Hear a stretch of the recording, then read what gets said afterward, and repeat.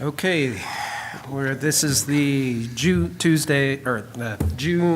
9th meeting of the Natrona County Parks Board, and we'll call the session to order. Our first item on the agenda is roll call, and before we do that, I'd like to welcome our newest member to the Parks Board, Rob Hill. We're glad to have you. And so we've got Rob. Thank you. Thank you. Looking forward to serving on the board here. Yep. And Jim Miller. Doug Irvin, Vice Chair. And next item is approval of the March 10th, 2022 minutes. Do we have any modifications or a motion to approve? I make a motion to approve the March 10th minutes. Do we have a second? Second. Okay, that's approved. Next up is reports from our Assistant Parks Director, Michael. All right, Take it away. I'll start with the mountain. The Casper Mountain Trail Center is currently underway with design with the architect. County staff has met with the architect for a second meeting back on June 2nd. And we reviewed floor plans, exterior concepts, discussed some potential expansion of the floor plan for a few things, storage and a little bit orientation and design details. Hopefully the next meeting the county has will have a good solid concept in place that we can present to the Parks Board at that time. It'll have exterior views of it, interior layouts, just generalities to get it moving on down the road. Great. Is this just county staff working at this point, or was there Yes, a smaller committee? No, at this point, it's county staff. The county staff is Gotcha. Justin Smith, our building official, Tom Poplick, our maintenance department head, Commissioner Jim Milne, and myself have been meeting with the architects to kind of get a general concept that the county is content with before we open it up to, we don't want to, we're not going to be able to put everything in there, so we're trying to get what the county feels is best and then put it to the public so that, well, bring it to parks and then the public so that there's a base design to come off of versus just ground floor starting. Yeah, thank you for that clarification. The wayfinding signage program for the mountain, we had 3 bids. The bid recommendation is being submitted to the commission for award of that contract. I just need to get it in front of them, so that should probably be presented to them at their next meeting on the 21st for approval of the contract. The lowest bidder, we took a little bit, RDG, the consultant, reviewed all the bids, made sure the lowest bidder was still qualified, and so they're coming in underneath the budget that was proposed for the project, so we're good there.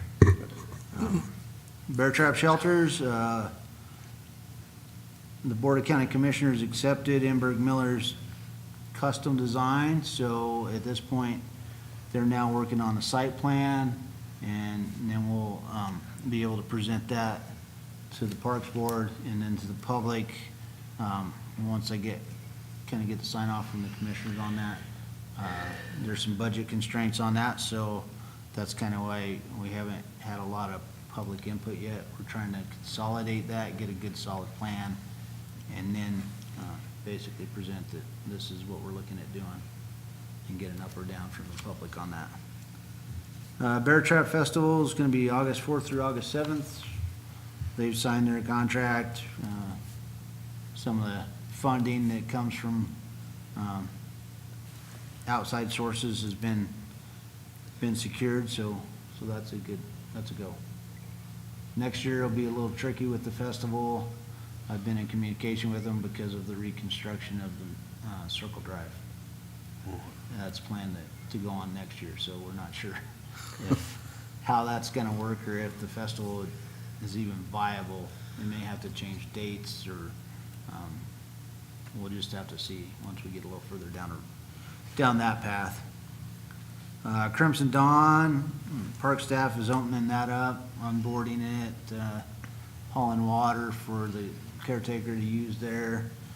She's on staff, and she's working on the interior of the museum to get it ready for the summer. What are the hours again for the summer for that? I remember we've had conversations. You know, and I can't don't remember. recall. I would have to look at the parks rules for that. Okay. But I don't recall offhand what those hours are.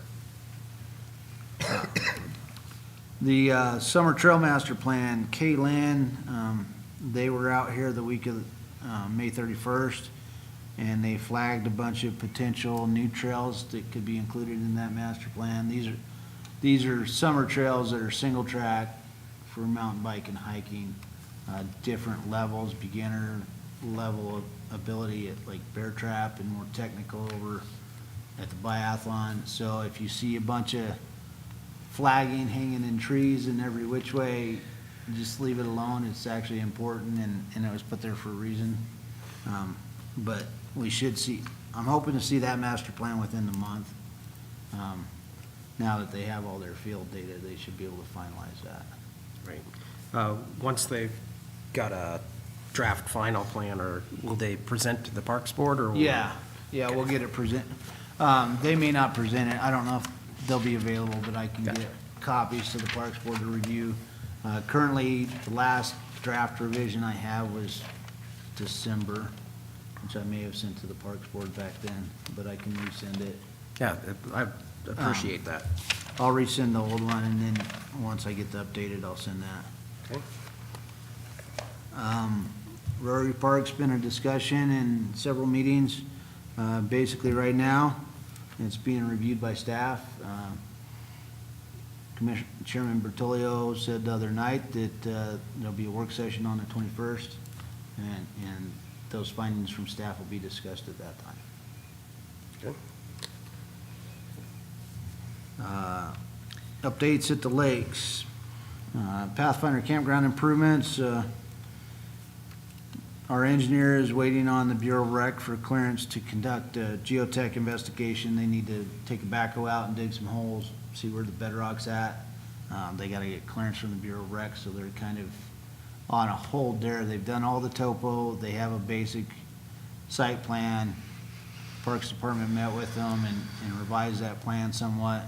But to finalize that with all the grading, they need to know where that bedrock's at. And so they're kind of on a hold until that clearance comes through, which is in the process. However, the Bureau of Rec is not a speedy entity on things. Never have been. So weird here. And then the last thing I have is, so the private exclusive use at Alcova, the cabins, the boat club, ski club, the trailers, there's about 255 different permits out there for each lot. We had to send out 32 of those permits on June 1st. They were due May 19th, but 32 of them had not paid at that time. As of today, there's still 25 outstanding. I sent a follow-up letter with another invoice, and we still have 25 waiting. I gave them till the 15th. We're gonna have, the Parks Department's gonna have to figure out what to do with this if it continues on. In the past, a lot of people were like, well, they gave me till the fall to pay, and, you know, they were, but that's not how I'm gonna run this show. So if anybody hears, maybe they can start to understand, but there are two people that we're working with that basically contacted me to discuss paying, you know, some on within 3 months kind of thing. So, but yeah, there's still about 10% of it still out there. And it's about $70,000. And that's how we operate the lakes, is with that funds. That's a significant portion of how we operate the lakes and how we are able to improve the public side of things. And the other issue out there at the lake is we have a boat trailer storage lot, which you can buy a sticker, a permit for the year. And it's on BLM ground, we have an agreement.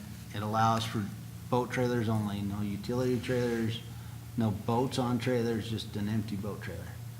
And it's behind our maintenance shop. I was out there today, there's 25 boat trailers out there that do not have permits. So now I have to have the SO track them down, or we have to tow them. There's also 2 utility trailers that are out there, which are not allowed. There's also a boat on a trailer and a jet ski on a trailer. So, we're following up on that, and hopefully next week we can get all that straightened out. But this is an ongoing thing that happened last year.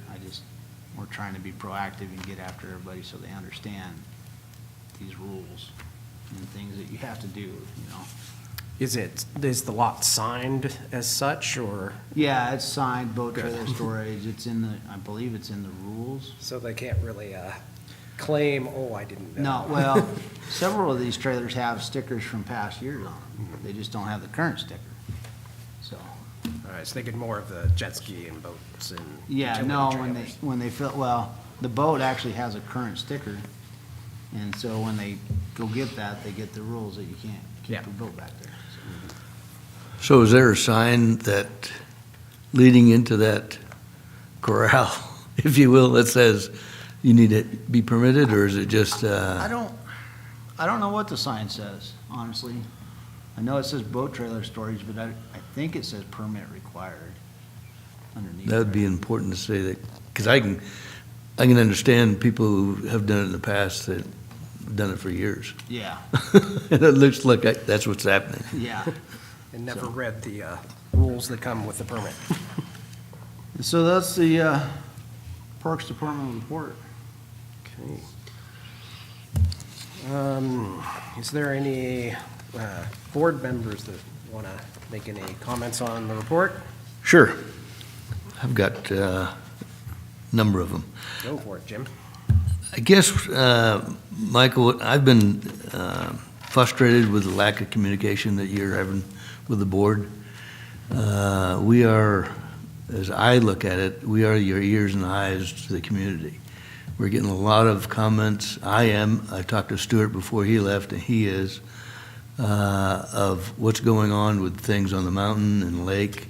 And without any feedback from you, we look silly. We don't know what's going on. Some of the things that you just talked about, we don't know that. And I think if you would communicate with us, even in a text or an email saying this is what's cooking, that would help us. And I can speak for myself, and I think Doug can speak for himself and Rob, but that seems to be an issue right now. Another complaint along that line is I've texted you a number of times, and I never get a return text. And I don't understand that.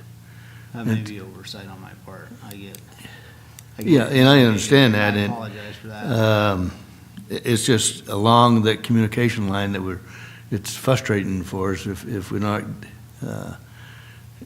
communicating. And I guess I look at, what, my feeling is we're not involved anymore with the Parks Department. We're not being, we're an advisory board, and we're not being asked on any situations. We come to a meeting as of tonight, and we get to get your report, but that's a lot of times the first time we've heard about it. And in this particular case, we just got the itinerary a couple of days ago, so there wasn't much. Usually what I would do is come down to you and ask, some questions.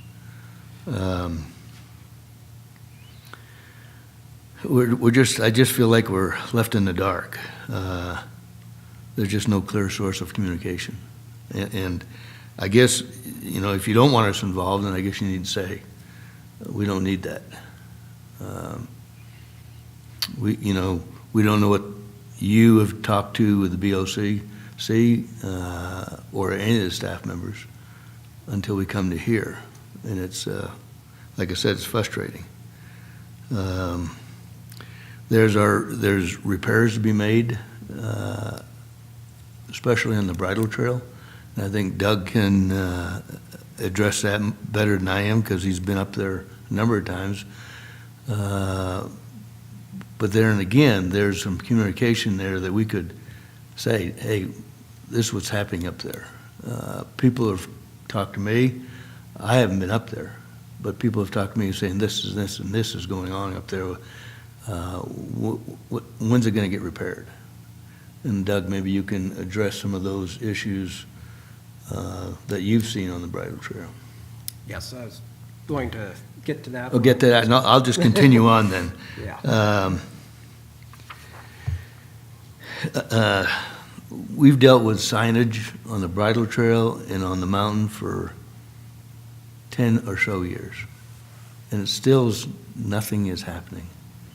There is some signage on the bridle trail, but it doesn't give direction or guidance on which way you should go or how you get there or whatnot. And up on the ski trails, I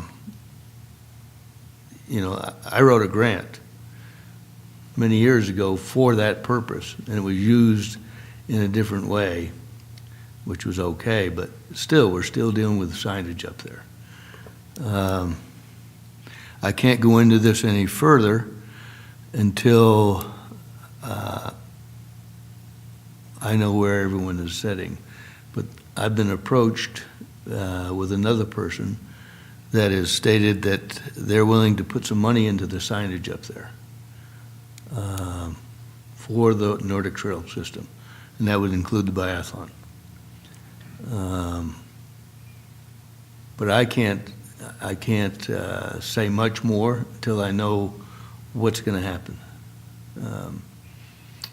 One of the text messages I sent you or email message I sent you was, there was a email that came out from our Nancy Mooney's office stating that there was some maps that were being drawn up. My computer was going on a glitch and it erased everything that I had up. And so I don't know what that was. I hadn't had a chance to look at it. And I don't know if, Doug, if you've had a chance. See that. And it came from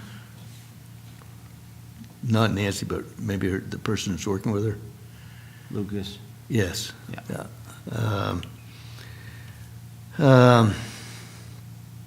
I guess another item is I think the budget has gone in. Am I correct? We had a budget hearing. Hearings. That had been approved. Okay. That was on Right. Friday. I think, again, we've talked about this in the past, and not specifically with you, but with other park directors and assistants, that as an advisory board, we have no idea what's in that budget. We have no input. I know as an advisory board, we could have some input, but, it still comes down to you guys putting in what you need.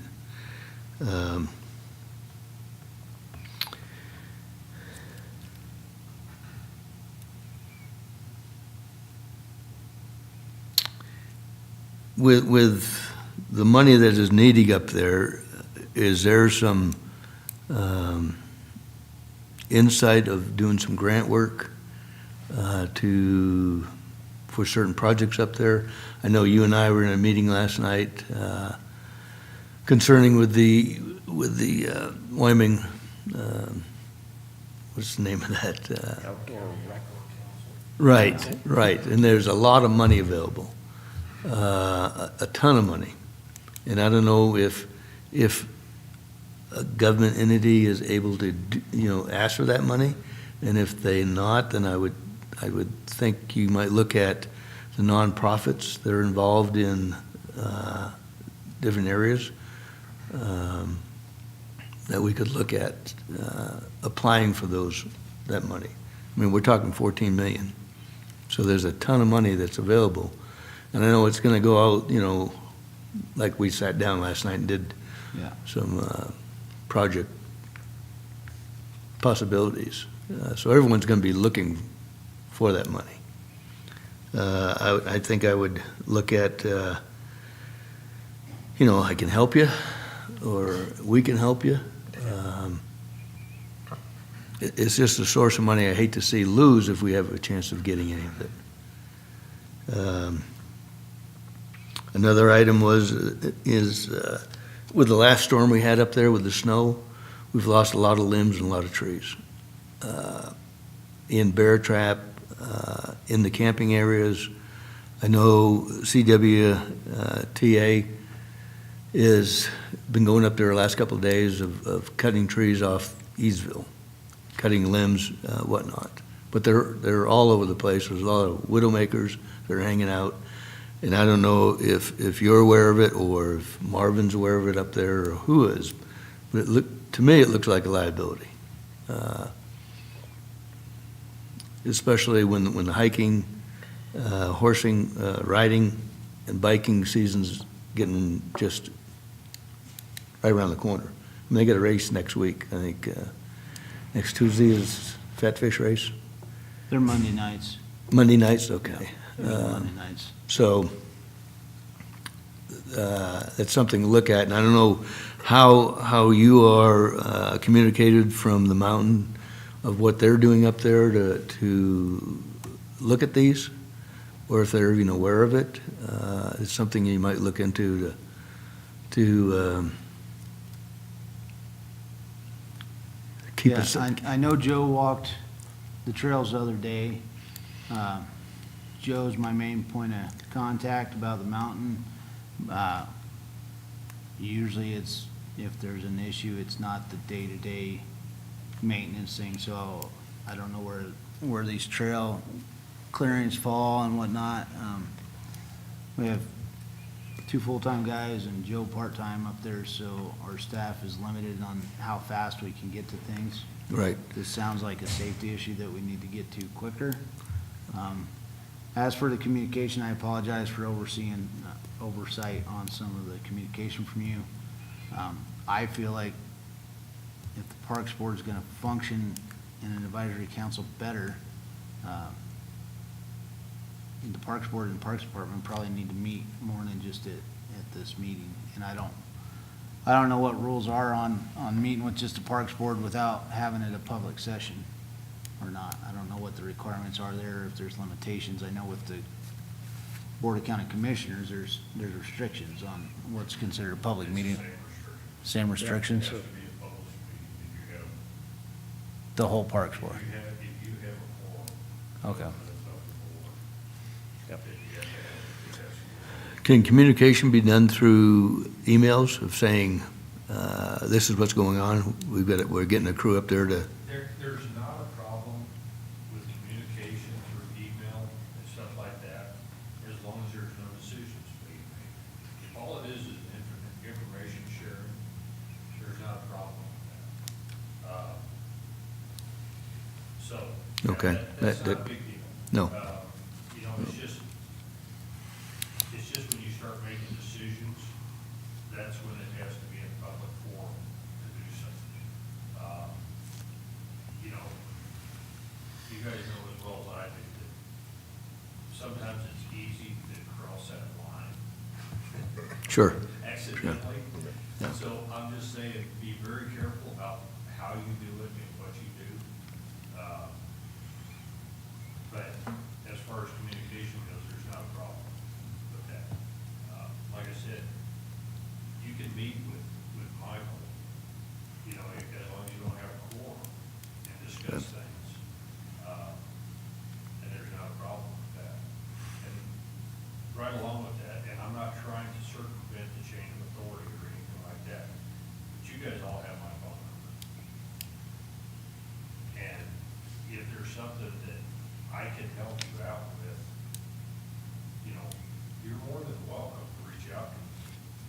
If it's something that I need to defer, I will, But if it's something that you have a question about, then I can also get hold of Michael and find out and just see what's going on. And I'll let him convey that information back to you, because there's a lot of times I don't have all the information, so sometimes it's good. It's just good communication, but feel free, to ask me questions and stuff like that. If I either because I don't know or because I just can't answer that question currently, which unfortunately there are a lot of those times. I'll let you know that.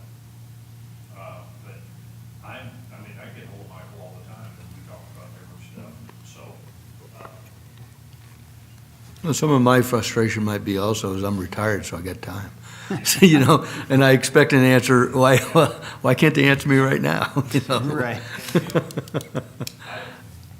to beat a dead horse, but I think a lot of the stuff that you just brought up has been a problem over the last couple of directors prior to Michael coming on board. So, True. it's, so this is for your benefit, Michael. Yeah. It's not a new issue. It is not a new This issue. is something that we need to work on, and like I said, I'm here as a liaison for the county commissioner. And everything I'm gonna run through is gonna be in the Sure, right path. sure. I'm not gonna circumvent, the chain of authority or the way things need to be done. But that doesn't mean you can't ask me questions.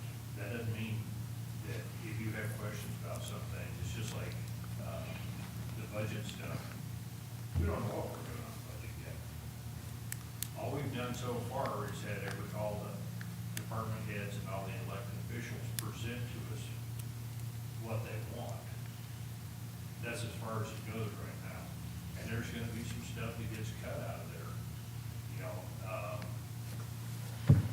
Right now, we don't even know what our revenue stream's gonna be.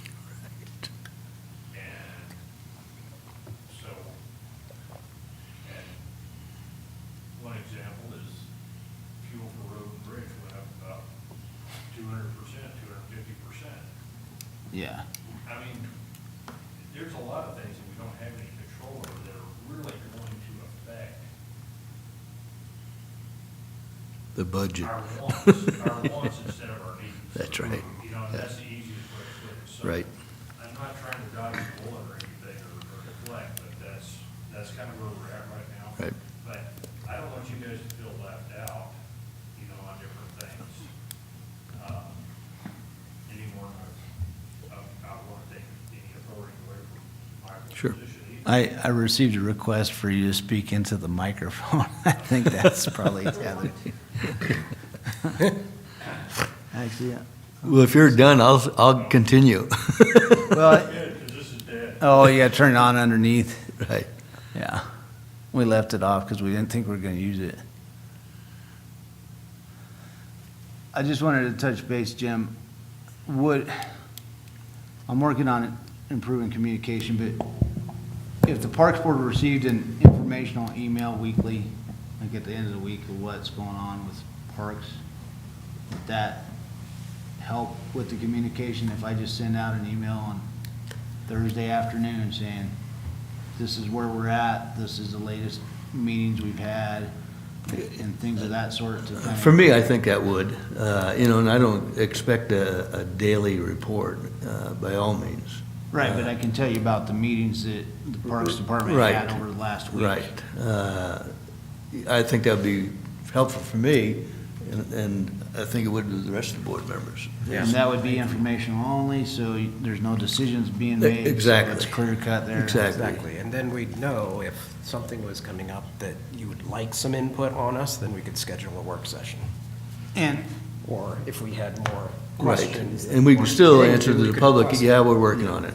Yeah, there's a meeting being had next week, but nothing. and I'll clarify on some of these projects that you haven't seen interim drawings of the shelters and the lodge and whatnot. That's kind of a direction from the Parks Department decided to go because past projects have been sidelined and railroaded different ways that blow the budget out or things. And I struggled with the wayfinding signs and how they changed so much from the original intent. And I'm not to say that wasn't a good subcommittee and it's not a good product, but the Parks Department feels like if we can get our input into it first and get a solid base, and then the public input is more useful and helpful, as well as the Parks Board, because, you know, it's not, oh, the kitchen needs to be on the other side here, you know, with public input. I mean, that's exaggerating, but literally, you know, no, we don't want the kitchen there in this corner, we want it in this corner, that kind of thing. So that's been a Parks Department decision to kind of get these projects a little further down the road before we start getting the public input into them. And maybe that's not the right path, but from what I've seen of the history, it's like, let's try a different approach to get to an end product quicker and faster. I understand that, Michael. I've been there with you. Yeah. You know, every time we get a huge group in it, it gets extended another 6 months. And I don't think, I'm not asking to be totally involved in the kitchen being here or there or Right. whatnot. I think what I'd like to see is a sketch of what's going on, and that's also with the shelters. I'm in the dark of what it's even going to look like. And I can't speak to the public when they ask me well, what's it going to look like? Well, I don't know yet. Well, I believe at this point, I can release the shelter drawing, you know, so you guys see what it looks like on that. I don't have a site plan of exactly how it's gonna be laid out. I have locations, but, that one I can do. And then the next meeting I have with the architect, I should have something that I can send to the Parks Board to review and look at. So can you share that knowledge with us or to the public of where those shelters are going to go yet, or is it still? Yeah, the plan is, we're designing all three shelters. So where the old east shelter was, there'll be a shelter there. And then along the West Loop Road, there'll be a shelter just a little ways in the trees. So, That'll be the new location. yeah, there's two Right. new locations. Okay. And so you've got the outhouse to the very north as you come into the park on the west side. And then there's the next outhouse as you go up the road to Right. the south.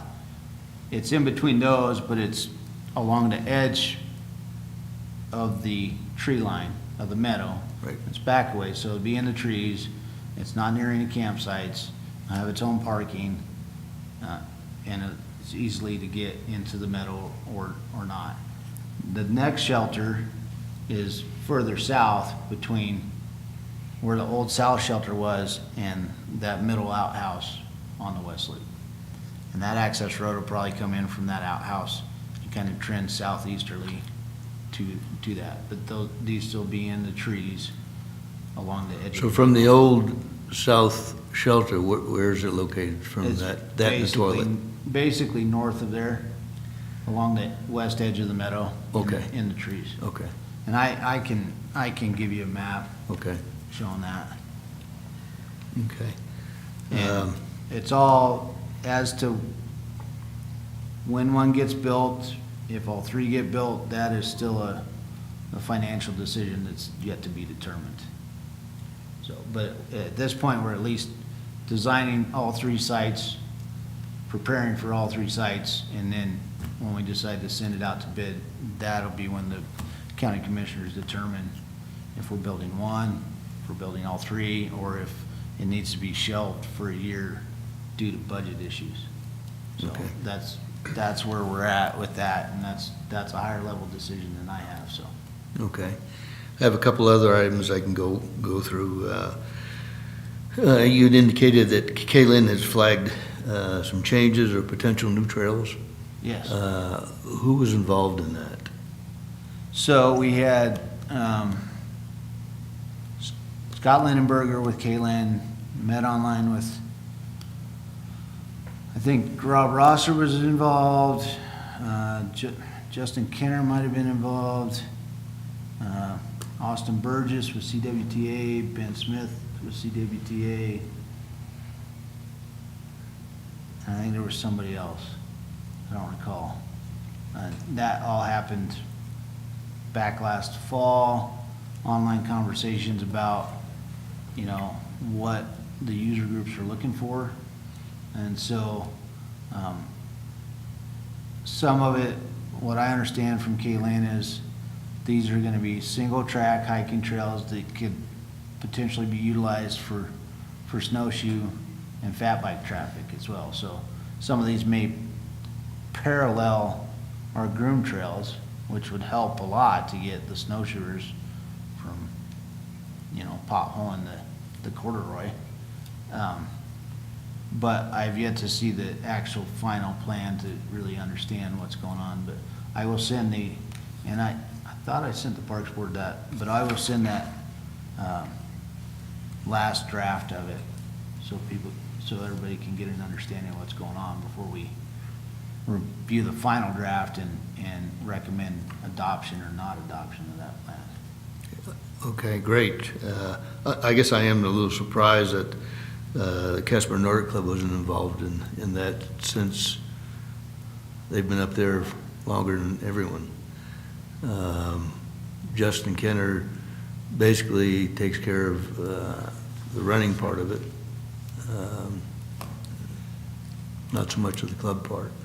I would have to look as to who was involved in the input, but we can definitely get the Nordic Club involved in this finalizing of the draft for sure.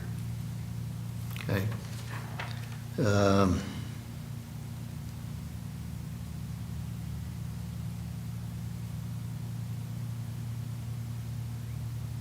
Crimson Dawn.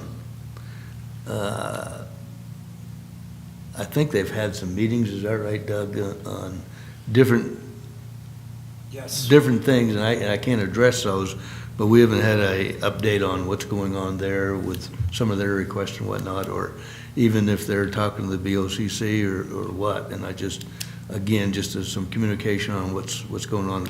Beside, you know, staff is opening up and they're getting ready to open for the summer. Yeah, the last I knew, it was in Eric Nelson's court. He was going to draft a MOU agreement, and that was going to be worked out prior to the secondary topic discussion of the historical permit or historical designation request. And I haven't heard back from Eric on a timeline on that. What I can provide you is the Crimson Dawn Association did provide a short-term, midterm, long-term plan of what they'd like to have done there or they do themselves at Crimson Dawn. And so I can at least get you that so that you can see what they're looking at doing, what they want to do. I have concerns if they do a historical designation, because it could potentially restrict what parks can construct, not construct, repair, how they repair. And Crimson Dawn does not generate any revenue for the Parks Department at all. So, but yeah, as Doug said, the MOU's in the county attorney's office to be drafted. I have not seen a draft of that yet, so. Okay, great. I think those are the questions that I had, Michael. Thank you for answering some of those and whatnot. I don't mean to be a stick in the mud, but. No, that's fine, and I do apologize for overlooking some of your texts. There's days where I'm not sure which way's up. Well, I'm sure of that, and like I said, being retired doesn't help you either, because I think I ought to get an answer right away. Yeah. But thank you. Call me at 6 a.m., and I'm usually not distracted then. I'm up, so. So am I. That's what I'm thinking. Rob? Yeah, thanks, Doug. Mike, thanks for spending time with me a couple weeks ago and catching me up to speed on some of the things. I'm excited to serve on this board. One of the reasons I live where I do is because of the parks and the access and the beauty we have here. I went up to the bridle trail several days ago and kind of looked around. What I saw was mostly a pretty well-maintained area. So some trail problems from wash out there. But I have a question. The signage up there, I see some of it says open, some of it's crossed out. What is the current status, and how would somebody from the public know? So I'm somebody that doesn't have a big background on this. So what's going on there is county staff is looking into a private property issue. Some of those trails go on to private property, and so the X is the Sharpie that you probably saw. Yep. That was me. I Okay. just kind of, we have regulars that use the trails that cross the private property all the time, but I thought, while we're working through this, I'm gonna go up there and I'm gonna mark that off so that it mitigates how many new users we get going through there, because it's actually kind of hard to figure out once you get onto the road. It's like, okay, where do you go? So I just went with a Sharpie, and that's why it says closed, and those are my initials behind it. So I didn't do that on all the signs, but the ones nearby that go onto the private property that is currently in discussion with staff and the county commissioners, I put that on there to kind of let's alleviate some of the traffic, see if the signage works, and if it does, we'll redo those signs, or if it's determined that that's actually being closed, then the signs will be redone and that won't even show on there, that trail, so, that's where we're at. So I took that initiative to try and get new public and visitors that are new to the trail to utilize the new trail that was built, so. Okay, thank you. Okay, and I have a few comments and questions too. Mostly talking about Rotary Park, the trail system there, and the bridle trail. What's the Parks Department's plans for maintaining and dealing with the trail maintenance issues there? And on top of the mountain, the CWTA does a lot of work maintaining that system, but in Rotary Park and the bridle trail, we don't really have an outside group doing that. And since that big storm, the county has posted signs that indicate that it's the entire trail system is used at your own risk due to the washouts. And some of it had been addressed. The Rotary Club had some people from 71 Construction go up and do some work on the new trail section that was horribly washed out, and it's been improved. But there's still numerous washout issues, and there are safety issues such as rebar sticking up in the middle of the trail and on some of the ties, as well as in some of the narrower sections, the washout really, the bridle trail is a steep and twisty, windy, and narrow trail as it is, and in some cases, you're down to a good 8 inches width in some places. And it's not just the bridle trail. The Creekside Trail also has quite a bit of washout in some places. And the current design and implementation of the trails don't account for any erosion or runoff mitigation. Like if you're on national forest trails or national park trails, whenever there's steep relief and erosion concerns, you can see that it's been addressed in the trail building design to allow runoff and to redirect water so it doesn't wash out the entire trail like we saw with that one huge storm a year or so ago. And I'd just like to know if that's on the Park Department's radar to address in the upcoming budget season, or how we're looking at dealing with the maintenance in these large-scale events, as well as just year-to-year maintenance, and whether that's something we budget for or if we have to find funding for through other grants. And on the safety concern, 2 other things I noticed was on the principally used trails, which are the loop up to the waterfall, The one bench is almost completely washed out. Its concrete piling is completely exposed. So I would think that that's a fairly risky situation. If somebody sits on that and falls down into the creek, that would be bad. And then on the lower cutoff loop from the east side that goes up by the observation decks, the trail above the observation decks is horrid. The work that was done there previously to establish it and put up those cable railings, all those railings are falling down or are a hazard. There was poorly designed steps put in, and they're falling down the mountain. So anybody I see that is asking about where to go there, I specifically steer them away from that, just because I wouldn't go up there, and I sure as heck wouldn't take my 9-year-old daughter up there.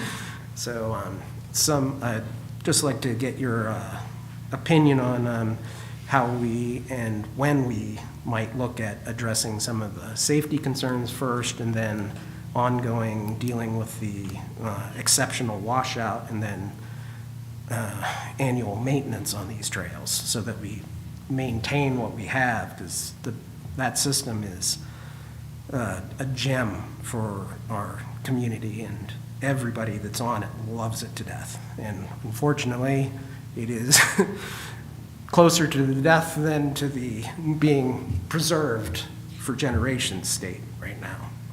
So, yeah, so the trail up to the observation decks and above that, I haven't been here that long, but I understand the history is Rotary put that in.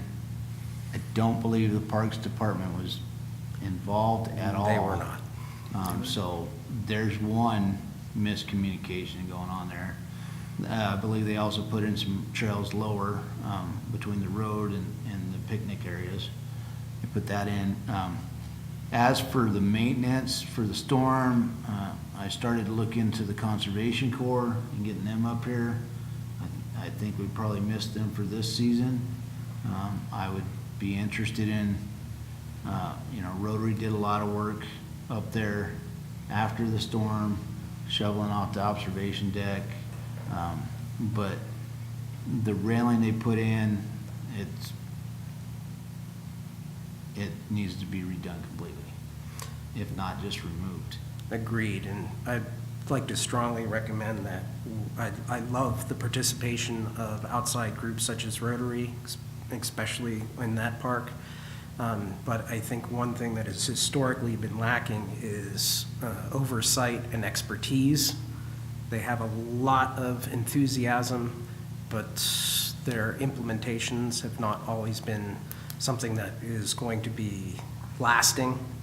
And if we could combine that, those efforts and enthusiasm with tried and true trail building knowledge, then I think we could much better leverage those contributions. Well, and we could, I would have to look at our budget. I don't know what we put in for maintenance and trails, but Caitlin, who's doing the Summer Trail Master Plan on top of the mountain, they're experts in trail building, trail design, things like that. We could possibly see about getting them to give us a forensic report of what needs to be done and who can do it. Because on the building of the summer trails, he's indicated that, there's different levels. There's volunteer level stuff that can be done. And then there's level with some construction experience. And then there's master trail building level. And so the building will go in different categories of who should be doing what, versus having a bunch of volunteers with picks and shovels just going up and flattening it out. Exactly, and I think the new trail section is a prime example of that, where we had the county was very interested in pursuing that, and we got the project started, yet the final product was lacking in some critical things such as erosion and runoff control, which in the end was very detrimental to the longevity of the project. So if we have somebody like Kaylin that we can refer to when we have those projects to help us make sure they're future-proof and going to last, I think that would definitely help in the public's perception of our projects and Yeah, especially and- trail projects. How do I put this appropriately?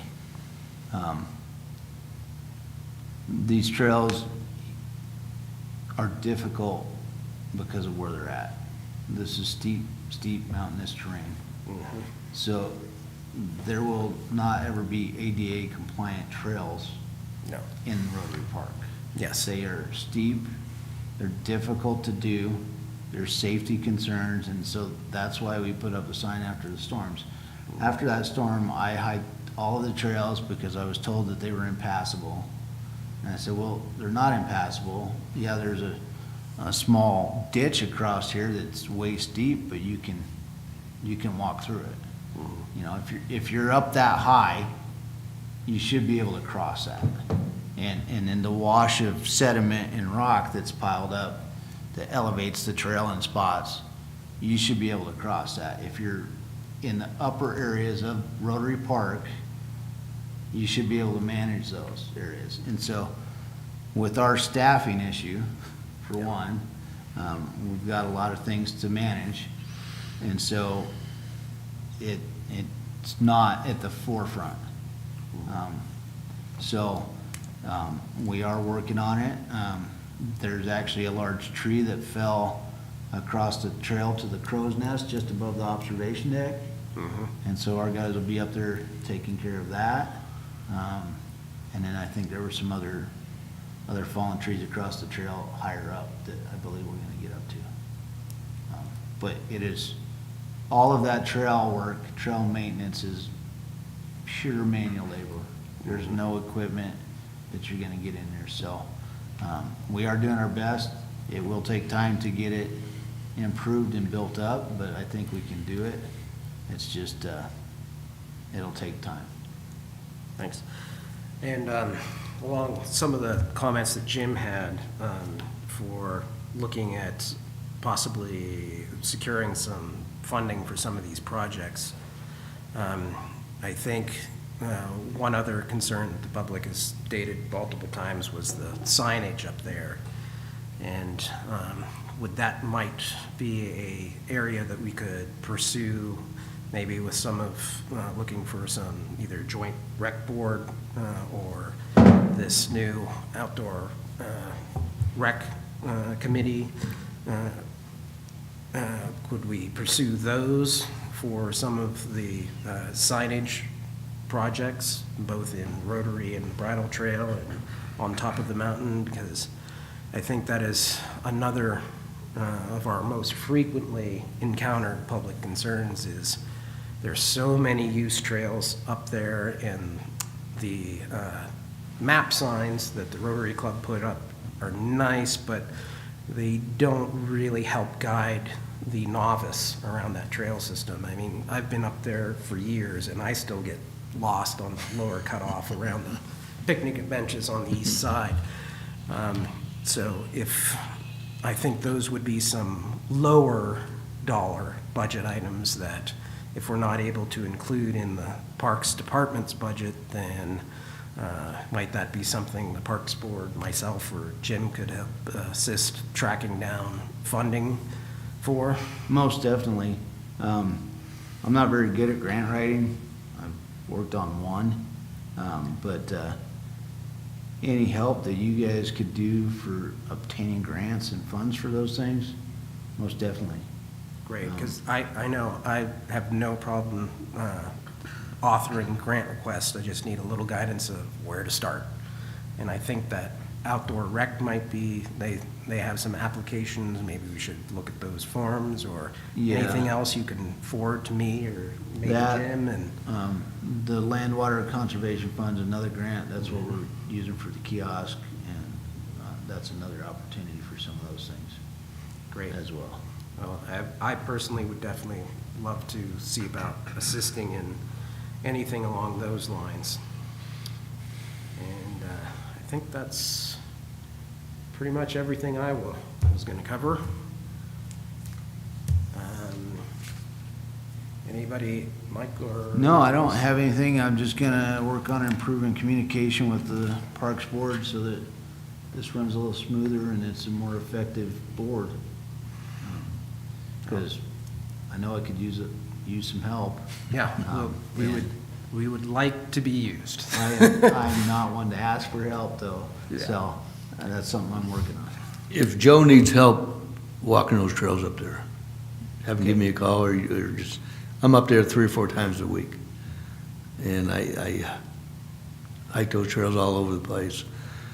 So if he can't get to a certain area, I don't have a problem of walking it and letting him know where Okay. the trees are down and stuff like that. Okay, Same with Biathlon area. I'm sure they have trees down in the same area. They had a race there the other day, so I don't know if that was taken care of by then or not. yeah, I know the Fat Fish guys took off into Ponderosa and did the loop. They cleared some trees on the Ponderosa loop for their race, but, yeah. Yeah. Oh, I had forgotten, Speaking of which, I got it turned on now. We will be working some more on getting some more of those standing dead trees down in Ponderosa this year too. So, getting things organized so we can make it a little easier to get the firewood out when it comes time Yeah. too. So, that is something that we are working on that, it's taken a long time to get there, but at least we're making progress, so. thank you, Commissioner North. My neighbor was camping up at Bear Trap a weekend or two ago, and a tree fell down right beside him in the next campsite, and it wasn't a standing dead. So when we have Joe or whoever has any free time for looking for potential issues, I think walking the campgrounds also looking for tree hazards might be something to be concerned with, because if we Yeah. have trees falling down in campgrounds, the camping season is going to be getting busy. Well, and with that, a lot of what happens with those trees, from my understanding, is our soils are so saturated right now, and then we get those high winds.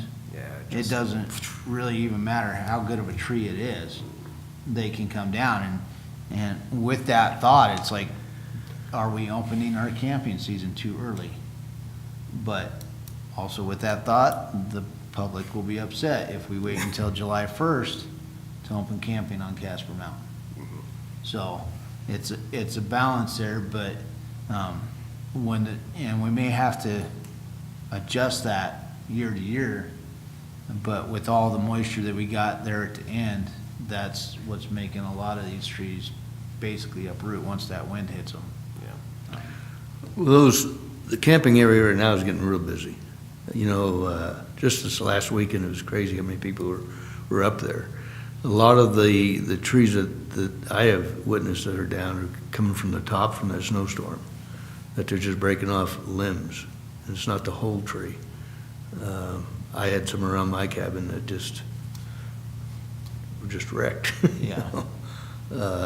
And I think that's throughout the whole mountain is from what I understand from CWTA is there's quite a bit of limbs down on their area.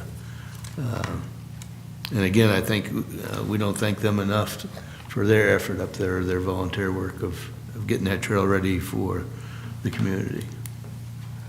They do a lot of good work up there. Okay, I think we're on to public comments. Okay, nobody in the public want to say anything? Commissioner North, is there anything else you'd like to enlighten us with? We always enjoy your presence here, and we really appreciate your liaison to this board. It helps us to try to improve these lines of communication that we've been talking about have been historically not the best. quick update a little bit. We are moving forward where we can on the Nordic Lodge. We're moving forward on the shelters and stuff like that. So, and we're trying to get things accomplished as we can. This year is going to be a challenge, if for no other reasons, because of the inflation that we're going through right now, and our revenues are not going to even come close to catching up with that or keeping up with that. So there's going to be a lot of prioritization that has to take place this year. And that makes it a lot more difficult when it comes to making a budget and staying within that. So that's the biggest thing that we're looking for, that's going to be a challenge for not only the commissioners, but also for each of the different agencies, the different department heads and stuff like that we're going through. So I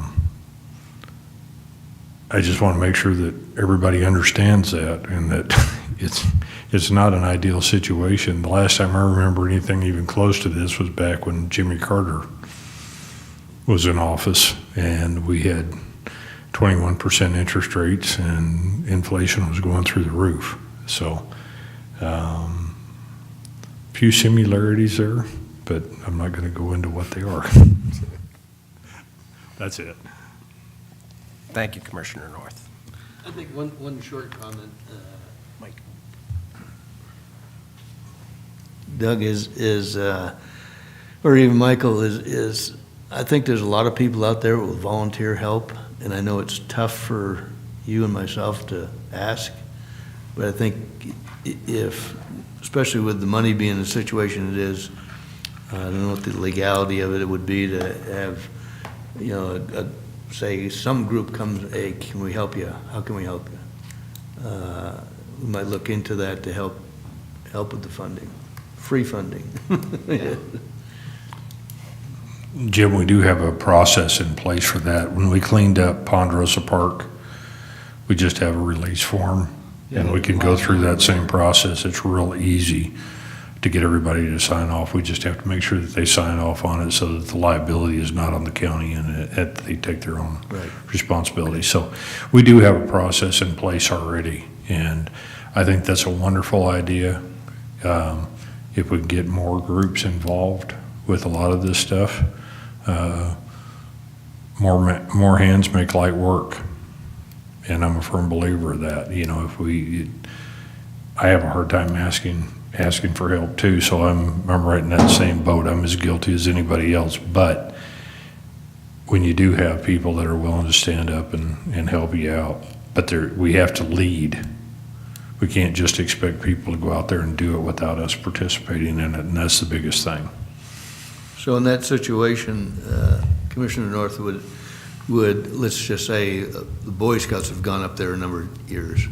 Would they go to Michael and get the form, or where do they get the form? Okay. Yeah, because they really need to contact the Parks Department so we know who's doing what, where they're doing it. It's just the same as having a mountain bike race or a running race or a ski race.